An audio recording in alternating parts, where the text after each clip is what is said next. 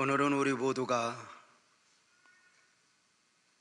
너무도 사랑하는 안산 빛나교회 창립 26주년 주일입니다.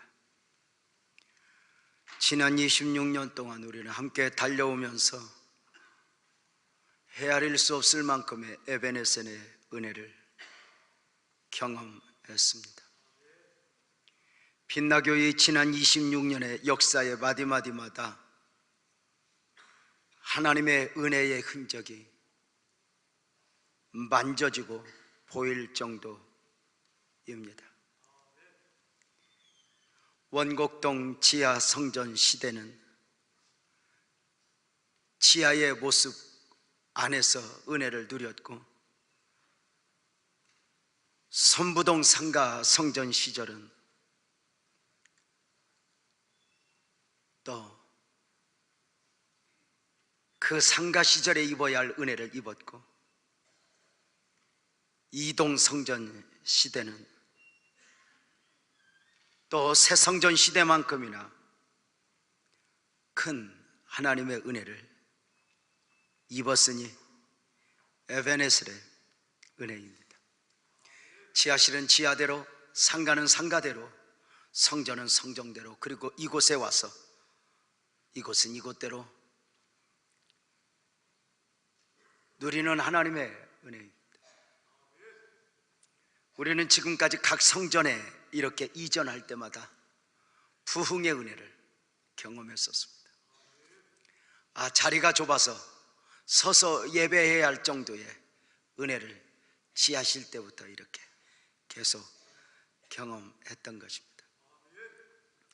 지난 26년간 우리 교회는 또 수없이 많은 여호와 일의 하나님의 은혜를 입곤 했습니다.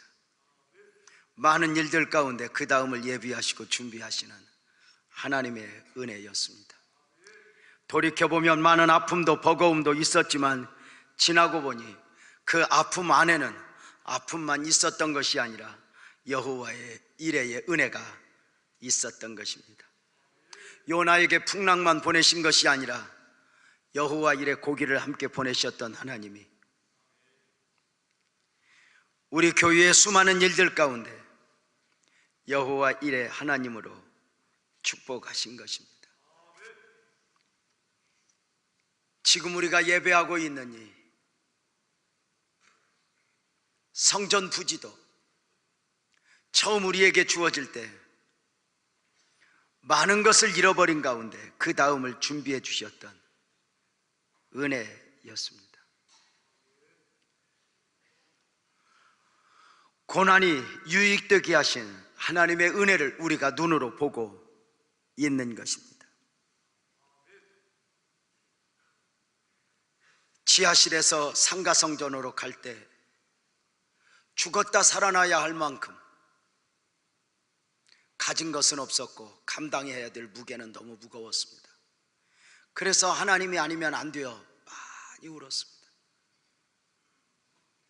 많은 상처 가운데 상가성전에서 이동성전의 문을 열면서 또 지하에서 상가 올 때만큼이나 더 갑절로 버거운 짐을 져야 했습니다. 이제 이 정도면 되지 않았는가 싶은 우리에게 하나님은 거룩한 부담을 안겨주면서 우리에게 지금 이 예배당 부지를 맡겨주셨습니다. 처음 이 예배당 부지를 준비할 때 우리 장로님들과 함께 어떤 마음으로 준비를 했었느냐면, 우리는 이 땅을 준비하고 땅값을 갚다 보면 우리 다음 세대가 성전을 지을 수 있지 않겠냐고 우리는 땅을 준비하자고 했는데 하나님이 이만큼 은혜를 입히신 것입니다. 지난 26년간 우리는 수없이 많은 일들 가운데 여호와 니시 하나님을 경험했습니다. 하나님을 결국을 믿읍시다, 하나님의 결국을 믿읍시다, 그렇게 외쳐 달려오는 우리에게 하나님은 우리에게 이기 주시는 하나님이요 승리를 주시는 하나님이었습니다. 사는 날을 따라 능력 있게 하시는 하나님의 은혜였습니다. 지나고 보니 결국은 은혜였고 승리였습니다. 지금까지 축복하신 그 하나님이 교회를 축복하신 것 이상으로 사랑하는 성도들 모두를 축복하실 걸로 믿고 오늘도 또 한 번 기대하는 예배이기를 주님의 이름으로 축복합니다. 우리 하나님 한 번도 나를 실망시킨 적 없으시고 우리 찬송 한 번 하고 우리 말씀 계속 듣도록 하겠습니다.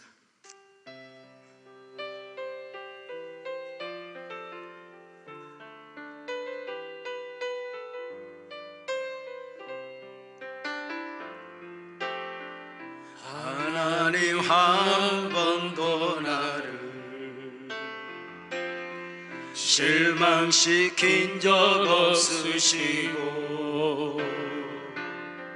언제나 공평과 은혜로 나를 지키셨네. 지나온 모든 세월들 지나온 모든 세월들 돌아보아도 그 어느 것 하나 주의 손길 안 미친 것 전혀 없네. 오신실하신 주,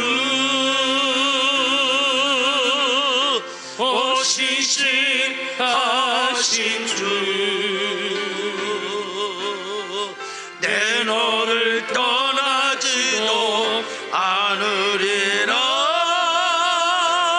내 너를 버리지도 아니리라.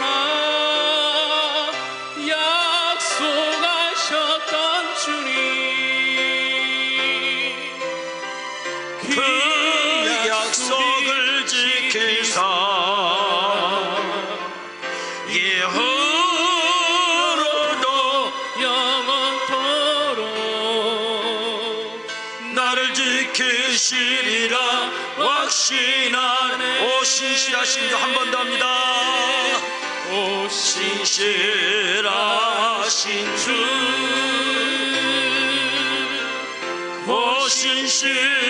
오신실하신 주, 내 너를 떠나지도 아니리라.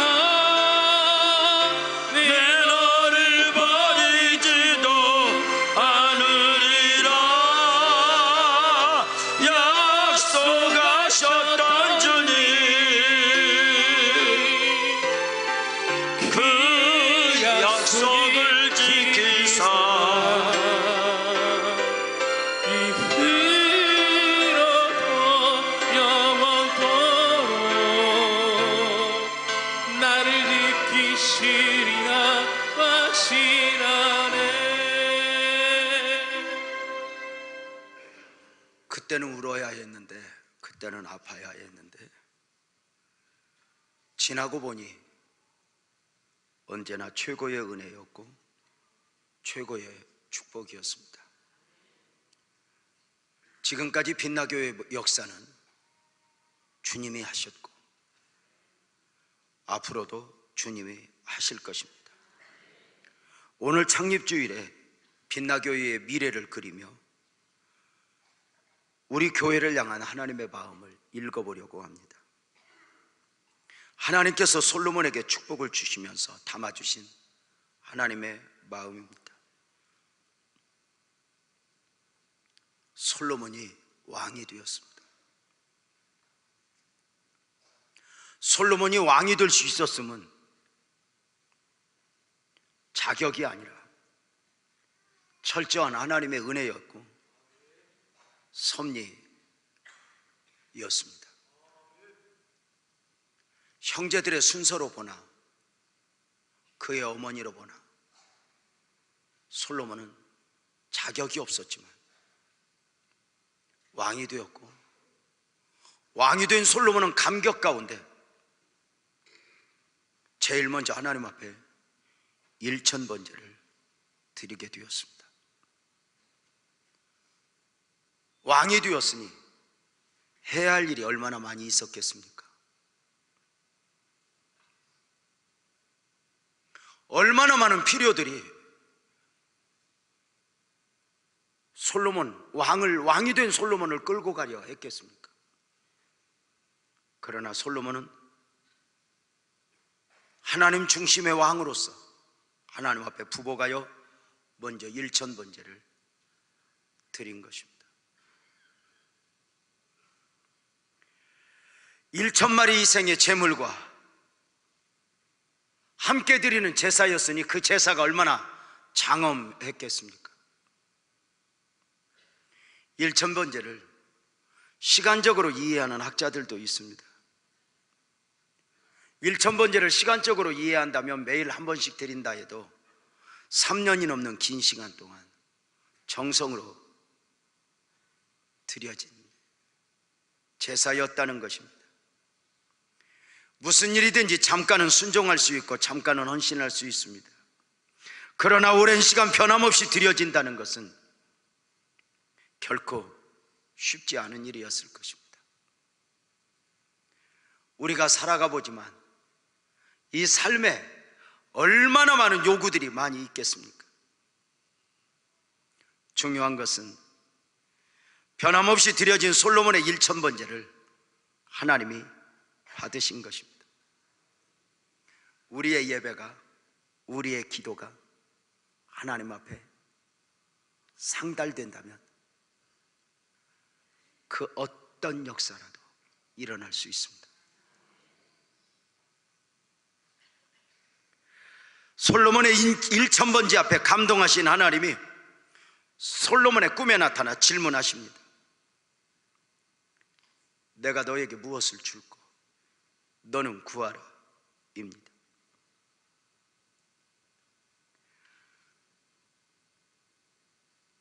하나님을 감동시킨 솔로몬의 1,000번제 앞에 들려진 하나님의 음성이었습니다. 내가 너에게 무엇을 줄까? 너는 구하라. 여러분 같으면 지금 여러분에게 내가 너에게 무엇을 줄까? 구하라 하신다면 여러분은 무엇을 구하겠습니까? 솔로몬은 망설이지 않고 지혜를 구했습니다. 지혜를 구한 솔로몬의 마음이 무엇입니까? 누가 주의 이 많은 백성을 재판할 수 있사오리까? 듣는 마음을 종에게 주소서. 주의 백성을 재판하여 선악을 분별하게 하옵소서입니다. 솔로몬은 많이 부족했습니다. 자격 없는 자로서 왕이 되었습니다. 맡겨진 왕의 직임을 제대로 감당할 수가 없습니다.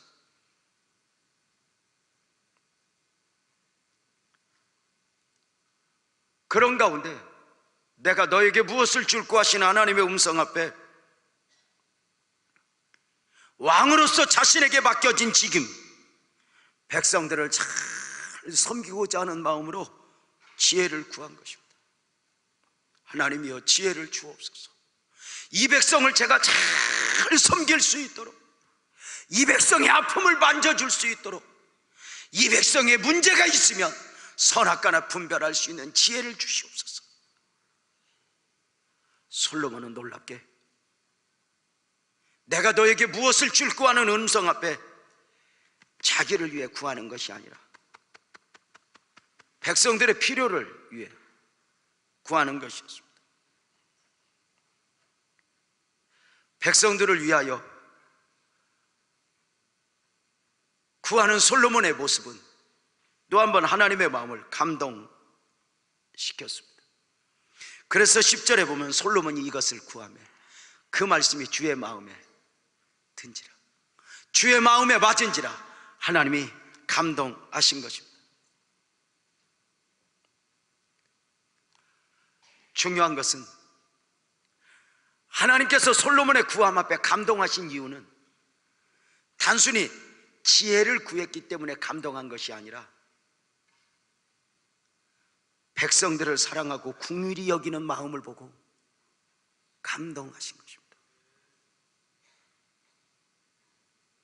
하나님께서 처음부터 자격 없는 솔로몬을 왕으로 삼으셨던 이유가 무엇이었습니까? 솔로몬의 왕의 직임이 개인적으로는 축복이었지만 더 중요한 것은 그 축복 안에 하나님이 담아주신 거룩한 사명이고 하나님의 기대입니다. 내가 자격 없는 너를 왕으로 삼으니, 내가 자격 없는 너, 능력 없는 너를 내가 왕의 책임을 맡기니 너는 왕이 되어 내 백성을 잘 섬겨다오 입니다. 솔로몬에게 왕의 책임을 맡긴 것은 솔로몬을 축복하고 솔로몬을 위하는 것을 넘어 백성들을 위하는 하나님의 마음이었습니다. 그런데 솔로몬이 그 백성들을 가슴에 안고 하나님 앞에 구하고 있는 것입니다. 하나님이여, 백성들을 살피는 지혜로운 마음을 주옵소서. 저들의 형편을 헤아려 듣는 마음을 주옵소서. 저들의 아픔을 만져줄 수 있는 마음을 주옵소서.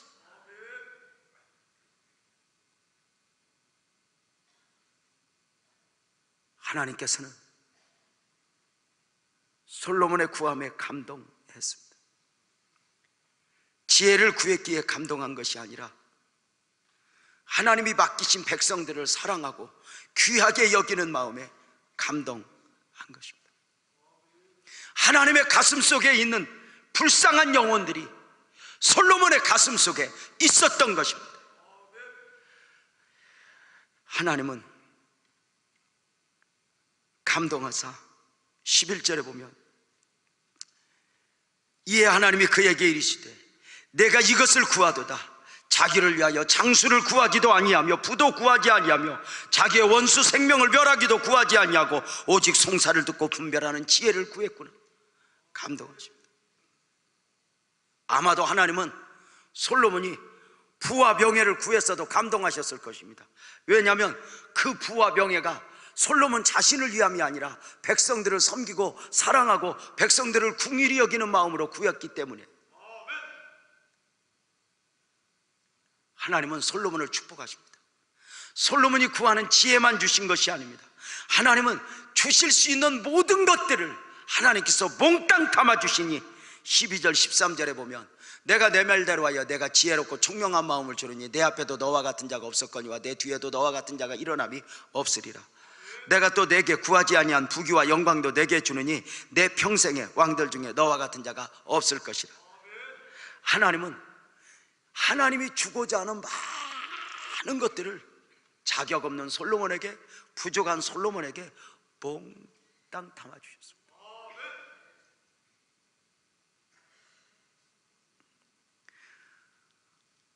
모든 것의 주인 되시는 하나님께서 마치 내가 누구한테 감동하여 주고자 하면 내가 이 정도까지 줄 수 있어 하는 마음으로 우리에게 주셨다 싶을 정도로 주셨으니, 여러분 솔로몬의 부귀를 아십니까? 솔로몬의 영화를 아십니까? 솔로몬의 지혜를 아십니까? 잠언에 보면, 시편에 보면 수천 수만의 교훈들을 보십시오. 그 몇천 년 전에 과학이라는 이름도 없었는데 하늘의 별들의 이야기, 그 깊은 바닷속의 이야기, 그리고 그 흐름의 이야기, 그 온갖 삶의 이야기는 그야말로 감동. 창조주 하나님이 알려주신 은혜의 지혜가 아니면 말할 수 없는 것들이었습니다. 사랑하는 여러분, 다시 강조합니다. 솔로몬의 구함에 하나님이 감동하신 이유는 지혜를 구했기 때문이 아니라 이 백성들을, 하나님이 맡기신 백성들을 섬기고 귀하게 여기는 마음 위에 하나님이 감동하셨습니다. 오늘 본문에 이어 16절부터는 왕으로서 지혜와 총명을 받은 솔로몬의 재판 이야기가 나옵니다. 창기들의 다툼으로 인해 있어진 유명한 재판 이야기이죠. 창기된 두 여인이 한 아이를 데리고 솔로몬 앞에 무릎을 꿇었습니다. 한 아이를 두고 서로가 자기 아이라고 주장을 하는 것입니다. 지금같이 과학이 발달한 시대라면 DNA 검사에서 하루만 기다려, 그래서 뭐 염석체가 어떠하니 하면서 해주겠지만 그 옛날에 무엇으로 할 수 있겠어요? 여기에서 솔로몬의 지혜가 나타납니다. 솔로몬은 그 한 아이를 두고 서로 자기 아이라고 고집하는 그 부모들 앞에서 신하를 시켜 이렇게 말합니다. 칼로 저 아이를 반으로 쪼개서 놓아주라고. 그러면서 그 여인들의 반응을 기다리는데 가짜 엄마가 이렇게 말합니다. 잘 됐습니다. 내 것도 아니고 네 것도 아니게 잘라주시옵소서. 진짜 엄마는 이렇게 웁니다. 안 됩니다. 왕이 안 됩니다. 이 아이를 죽이시면 안 됩니다. 이 아이 살려주세요. 제가 포기하겠습니다. 이 아이를 그 여인에게 주십시오. 아이 죽이지 마십시오 하는 과정 속에 솔로몬은 진짜 아이 엄마를 찾아 그 아이를 안겨 보내니 유명한 이야기입니다. 여기에서 우리가 주목해야 할 부분이 무엇이냐면, 평범한 사람들이 성경을 보고 안 믿는 사람들이 성경을 보면 솔로몬의 지혜를 보겠지만, 여기서 우리가 보아야 할 것은 바로 무엇이냐면, 하나님의 최고의 지혜를 받은 왕으로서의 솔로몬이 처음 재판을, 창기의 재판을 했다는 것입니다. 아비가 누구인지도 모르는 한 어린아이 문제, 지극히 작은 소자의 문제를 솔로몬이 관심을 갖고 마음을 두고 접근하고 있는 것입니다. 솔로몬은 왕입니다. 처음 재판입니다. 그렇다면 좀 더 높은 사람, 고관 대작을 위한 재판이 이어야 할 수도 있었을 것입니다. 아랫사람들, 창기들의 재판 정도, 이래도 되고 저래도 되는 어떤 민초들의 이야기는 누구에게 맡기고, 그러나 솔로몬이 왕으로서 지혜를 받은 후에 처음 재판이 창기의 재판이었다고 하는 것은 여기에서 지혜를 나타내고자 함이 아니라 솔로몬이 마음을 어디에 두고 있는가. 지극히 작은 소자, 세상에서 돌을 던져 죽여도 된다고 말하는 그 여인, 그 사람들을 가슴에 품고 있는 모습을 하나님이 보여주고 있습니다.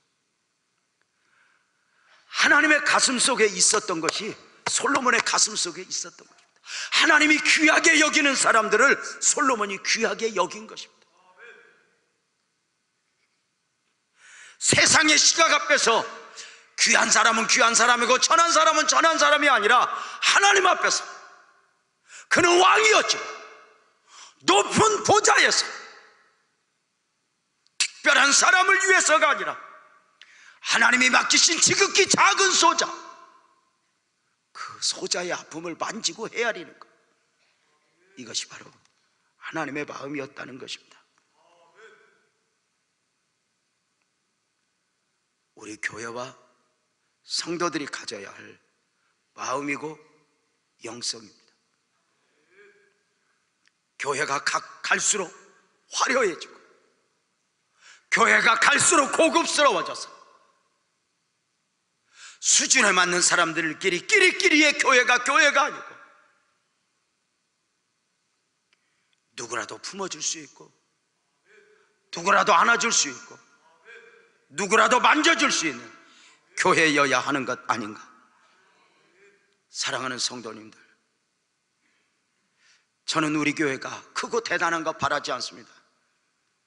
사람을 사랑할 줄 아는 교회, 영혼을 사랑할 줄 아는 교회, 나와 다른 사람을 품어줄 줄 아는 교회요 성도였으면 좋겠습니다. 솔로몬은 자격이 없었습니다. 그런데 왕의 직임을 맡겼습니다. 그 왕의 직임이 솔로몬 개인적으로 축복일 수 있겠지만 그 안에는 사명이 담겨 있다 했습니다. 내 백성을 잘 섬겨다오입니다. 하나님께서 우리 모두에게 남다른 축복을 주실 때는 자격이 있어, 그래 너는 자격이 있으니 이 축복을 누려라가 아닙니다.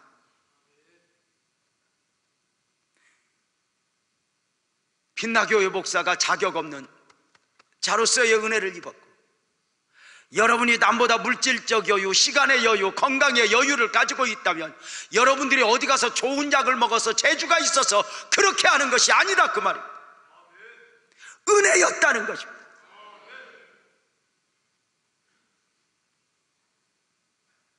그런데 가끔은 우리는 또는 축복을 받았을 때 하나님을 계산하지 않습니다.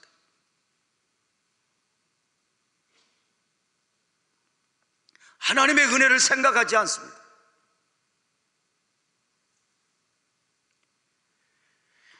하나님이 솔로몬에게 축복을 주실 때 축복 안에 또 하나 하나님의 경고가 담겨져 있음을 우리는 주목해야 합니다. 하나님께서는 솔로몬에게 구하지 않았던 부와 명예까지 함께 주시면서 경고를 함께 주셨다는 것을 아십니까? 경고라는 말이 좀 부담스러우면 책임이라는 말로 순화시켜서 말씀을 드릴 수도 있을 것입니다. 우리가 남다른 교회적 축복을 입었다면, 남다른 축복의 은혜를 누리고 살아간다면 그 안에는 도덕적, 사회적, 신앙적 책임이 함께 담겨 있다는 것입니다. 솔로몬이 구하는 것 이상으로 하나님이 솔로몬에게 축복을 주셨던 것은 경고를 함께 주셨으니 열왕기상 3장 14절에 보면 내가 만일 내 아버지 다윗의 행함같이 내 길로 행하여 내 법도와 명령을 지키면, 이렇게 지키면 지금 가지고 있는 영성, 지금 가지고 있는 백성들을 사랑하는 마음 변하지 않게 하라는 것입니다. 그러나 사람의 마음이 처음과 같이 한결같기는 쉽지 않습니다. 가난할 때, 부족할 때 하나님이 아니면 안 되는 사람으로 하나님을 의지하다가 조금 여유가 있어지고 축복을 받으면 그 삶의 중심에서 하나님이 언젠가부터 불편하게 느껴지는 겁니다. 많은 성도들이 축복을 받기까지도 쉽지 않지만 그 받은 축복으로 지켜가는 것은 더 어려운 것입니다. 없던 것을 있어지게 하는 것도 어렵지만 있는 것을 축복으로 지키는 것 정말 어려운 것입니다. 교회가 그러하지 않습니까? 요즘에 한국에 많은 대형 교회들이 사회적 지탄의 대상이 되고 있습니다. 여러분의 목사 개인적으로 안타까움은 교회를 향한 세상의 평가가 아닙니다.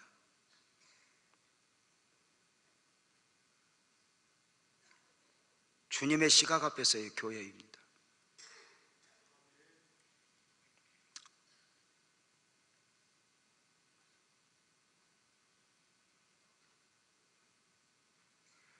여러분, 저들 교회가 작은 교회에서 그렇게 큰 교회로 성장하기까지 얼마나 기도했고 얼마나 울었고 얼마나 아팠겠습니까? 저절로 세워지는 교회는 아무도 없습니다. 그런데 성장한 뒤에 변한 것입니다.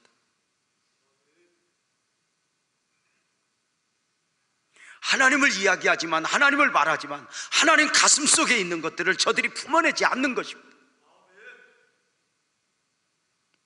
어느 날부터인가 약물이가 중심이고, 어느 날부터인가 하나님이 중심이기보다는 보여지는 교회 건물, 조직 이런 것들이 우선이 되면서 교회가 문제가 되어가는 것은 아닌가? 한결같기가 쉽지 않다는 것을 말씀드리고 있습니다. 저에게도 요새 이제 많은 분들이 종종 하시는 말씀들이 있습니다.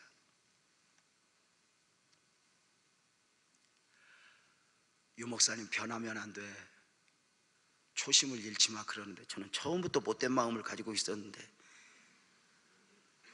하나님께서 때로는 한 사람 한 사람 축복하실 때 그냥 하신 게 아니잖아요. 10년도 훌쩍 넘었네요. 안양 갈멜산에서 집회를 하면서 설교를 마치고 하나님의 큰 은혜가 임했는데, 그때 연세 지긋하신 어르신 한 분이 저를 기다리더라고요. 제가 이렇게 나와서 걸음을 옮기는 중에 저를 보면서 딱, 목사님은 또 목사님 냄새가 나잖아요. 안녕하세요, 목사님이시죠? 그랬더니, 그래요, 유 목사님, 내가 원로 목사요. 저는 전혀 모르는 분이기 때문에, 그러셨군요 목사님, 건강하세요. 그랬더니 이렇게 말씀하시고, 유 목사님 건강 조심해요. 많은 것 조심해요. 제가 왜요? 그랬더니 이렇게 말해요. 하나님이 유 목사님에게 투자한 것이 너무 많아.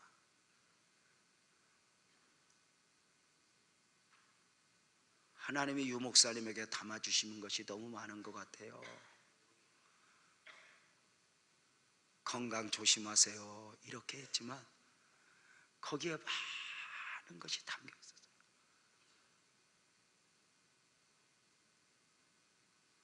어쩌면 변하면 안 됩니다 하는 그 하나님의 마음이 그 원로 목사님을 통해서 표현되어진 것이죠. 왜 목사가 된 뒤에 변했을까? 왜 장로가 된 뒤에 변할까? 왜 임직을 받을 때 그 마음을 놓아버리고 어느 날부터인가 무너지게 되는 것일까?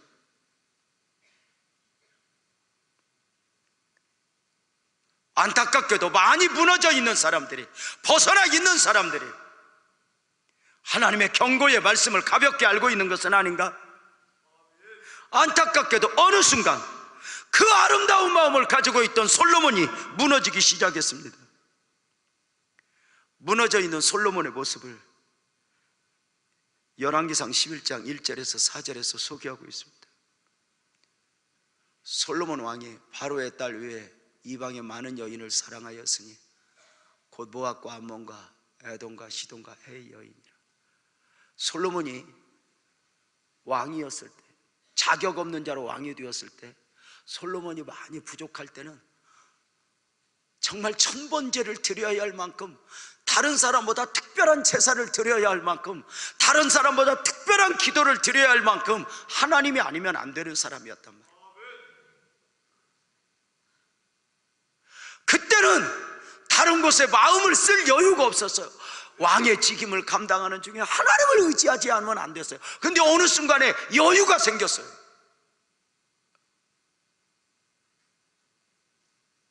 그러면서 그는 즐기기 시작해요. 많은 여인들을 아내로 삼는데 1절에서만 보니까 전부 다 국제적이잖아요.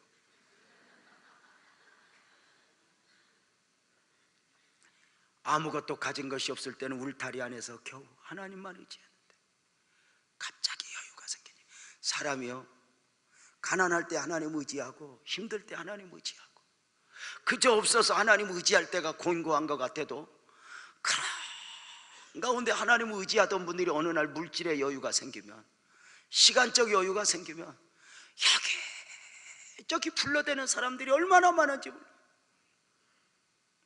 그 안에서 자기 중심을 잡는다는 것이 얼마나 힘든 일인가.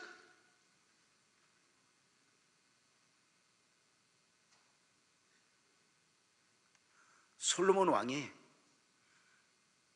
이제는 그 벗어나다 어디까지 벗어났냐면, 그들을 사랑했을 뿐만 아니라 하나님의 말씀도 외면하고 3절에 보면 왕은 후궁이 700명이요 첩이 300명이에요 경험 있는 분들 좀 물어봅시다. 후궁은 뭐고 첩은 뭐요?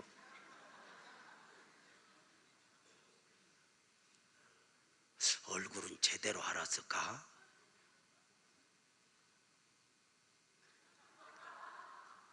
보세요.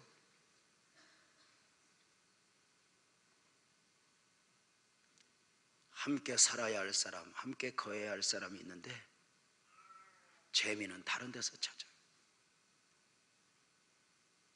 어느 날부터인가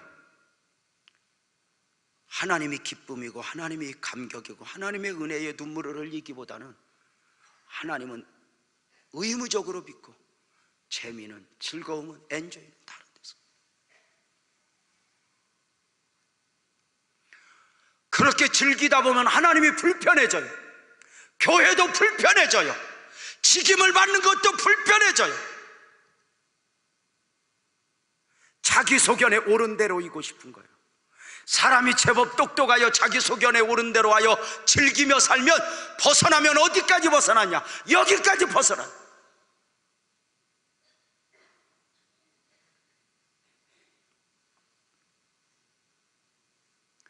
세상 재미 한번 취해보세요. 그 세상 재미가 여러분을 어디까지 한번 끌고 가는가 한번 보세요. 그렇게 큰 은혜를 누렸던 사람들이 한순간에 화르르 무너져. 자주 드리는 말씀이지만 보약 10번 먹어도 독약 1번 먹으면 게임 끝이요. 아무리 옳은 은혜를 많이 입었어도 한 번 세상물 들어와 버리면 그 은혜마저 다 오염되어 버려요.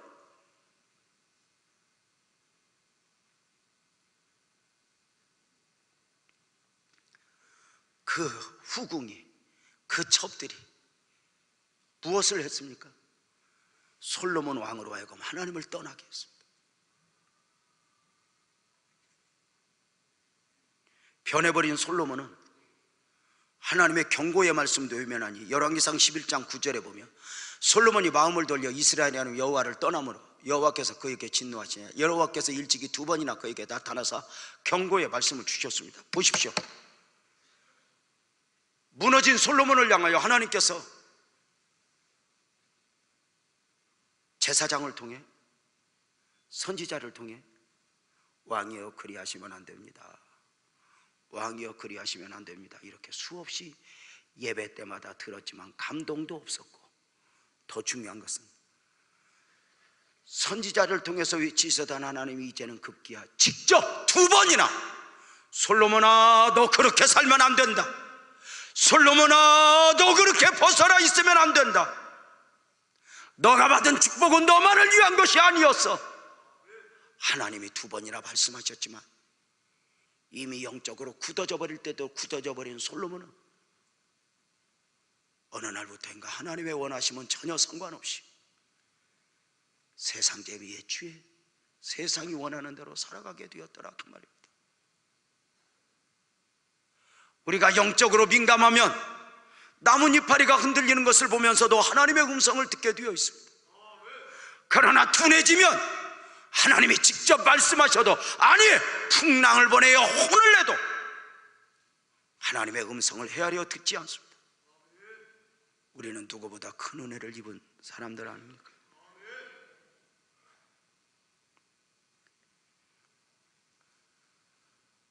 변해버린 솔로몬을 우리가 열왕기상 12장에서 어떻게 볼 수 있습니까?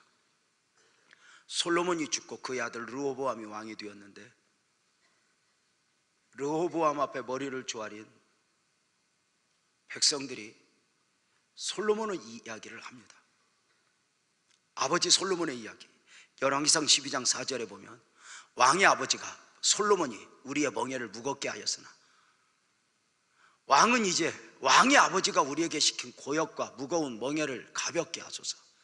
그리하시면 왕을 우리가 섬기겠나이다. 이 말이 무슨 말이냐면 솔로몬 왕으로 하여 백성들이 얼마나 그동안 고통스러웠는가, 얼마나 힘들었는가를 말해주고 있어요.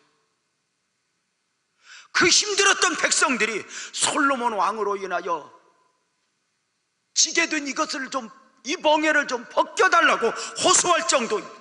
자 보십시다. 하나님께서 처음 솔로몬을 왕을 삼았습니다. 그에게 지혜와 명철을 주셨습니다. 왜였습니까?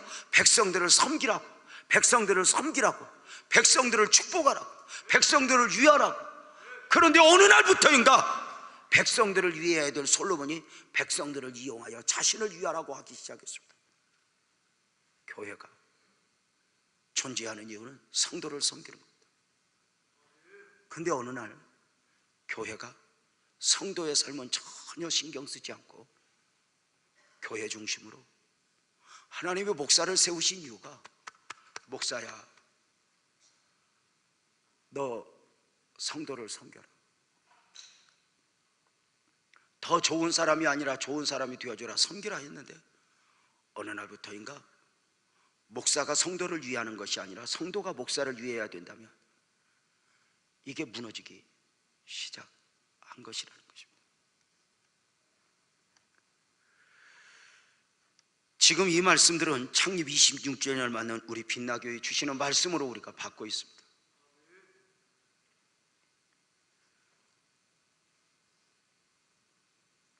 대통령들이 747, 474 비전을 다 되지도 않을 비전을 제시하는 것처럼 저도 기분 좋게 뻥 좀 까면서 우리 교회가 이랬으면 좋겠다, 설교 아닌 설교도 있겠지만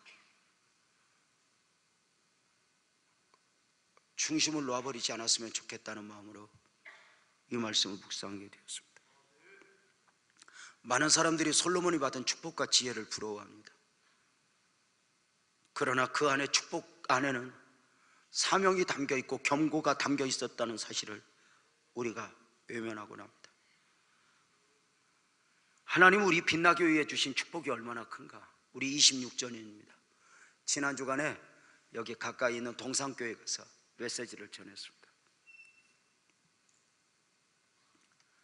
함께 은혜 받고 함께 감격하고 함께 하나님의 은혜를 누리는 예배였습니다. 그렇게 예배를 준비하며 드려지는 중에 한 부목사님이 저에게 이런 질문을 하는 거예요. 유 목사님, 우리는 빛나교회와 유 목사님을 대단하게 보고 있습니다. 그래서 아이, 그렇게 보지 마세요. 겨우겨우 살아왔습니다. 이렇게 말하는 거예요. 목사님 26년 됐다고 하는데 어떻게 안산에 오셔서 교회를 개척했는데 그 거대한 공룡 사이에서 살아남으셨습니까? 그럼 무슨 말이에요? 그랬더니 안산에는 거대한 공룡이 2마리가 있대. 하나는 안산제일교회 통합 측의 고훈 공룡, 또 하나는 합동 측의 동산교회 김인중 공룡. 그 2 공룡이 안산의 교회를 다 삼켜버렸다는 거야. 근데 빛나교회가 어떻게 살아남아 여기까지 올 수 있었냐 하는데, 그때 은혜구나. 돌이켜보면 지난 26년 전에 저희 교회가 여기 올 때 그때 동산교회 4,000명 모였습니다. 제일교회 그때 4,000명 모였습니다.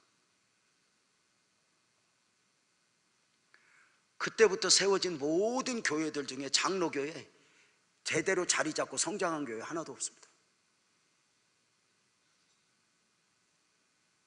지금 안산에 950여 교회가 있지만 그동안 없어진 교회까지 하면 아마 수천은 될 것입니다.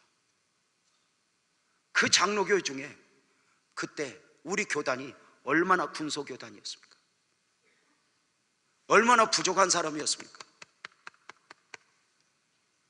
이야, 은혜로구나.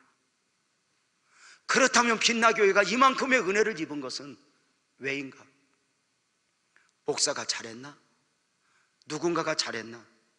아니, 이 부흥의 축복 안에는 하나님의 기대가 있고 이 안에는 경고가 함께 담겨 있다는 사실을 잊어서는 어느 순간 우리도 와르르 무너질 수 있다는 사실을 인식하지 않으면 안 된다는 거죠. 교회 성장이 뭘까? 우리 교회 성장 안에는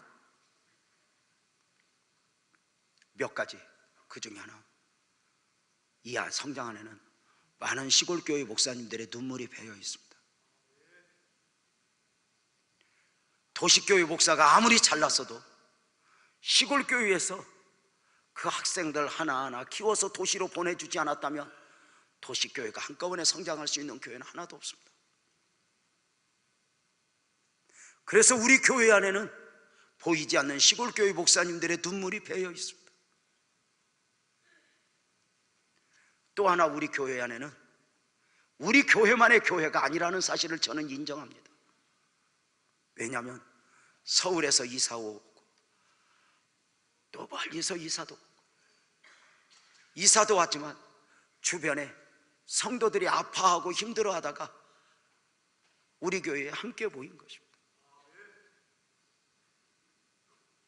저는 한 성도 등록을 할 때마다 그의 아픔이 보입니다.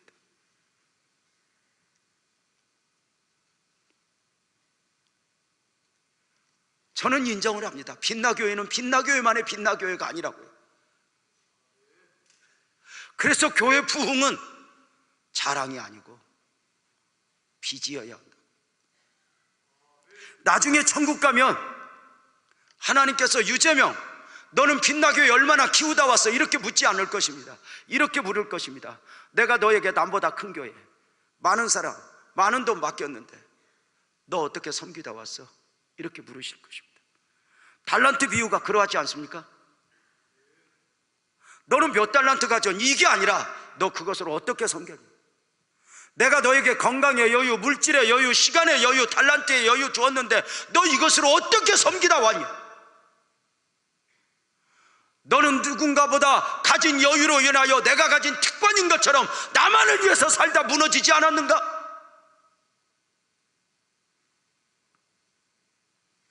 하나님은 솔로몬에게 축복을 주셨습니다.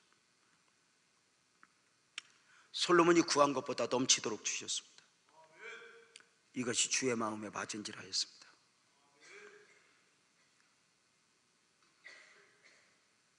백성들을 사랑하는 마음이었습니다. 사랑하는 여러분, 안타깝게도 무너져버린 솔로몬은 하나님의 경고를 듣지 못합니다.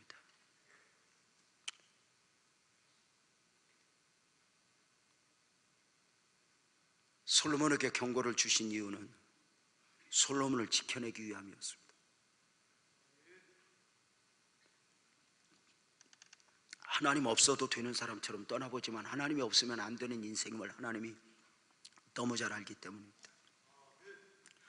우리 빛나교회가 26년인데요 성도님들, 우리 빛나교회 안에는 하나님의 기대가 있습니다. 이제 이만큼 성장했으니 이제 그만 쉬자, 즐기자 하는 쪽으로 목사도 장로도 흘러가면 교회는 하루아침에 와르르 무너질 것입니다.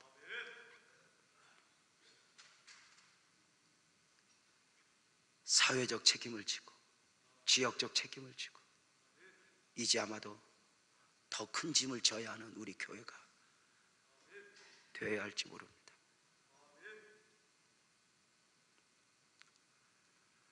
청소년들을 섬겨달라고 하는 부탁을 교회가 받기도 하고, 지난주에 우리 장로님들이 결정을 내렸지만 중국에서 이제 1년에 4번씩 중국에 목회하고 있는 사역자들이 120명에서 150명씩 우리 교회에 와서 10박 11일 동안 먹이고 재우고 교육을 시켜서 재부장시켜서 보내야 하는 사역을 우리 교회가 하기로 했습니다. 많은 돈도 들 것입니다. 불편할 것입니다. 그러나 하고 싶냐가 아니라 해야 하는가? 신앙생활은 내가 얼마나 좋으냐가 아니라 길이요 진리요 생명이신 주님이 원하시고 또 이 길을 내가 가야 하는 것 아닌가? 사랑하는 성도님들, 처음 솔로몬의 가슴속에는 하나님이 원한 것들로 가득 차 있었습니다.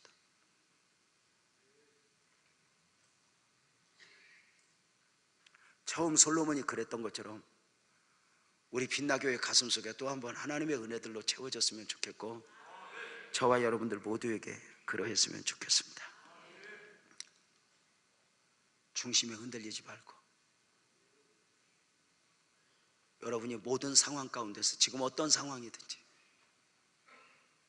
하나님의 원하심이 무엇일까?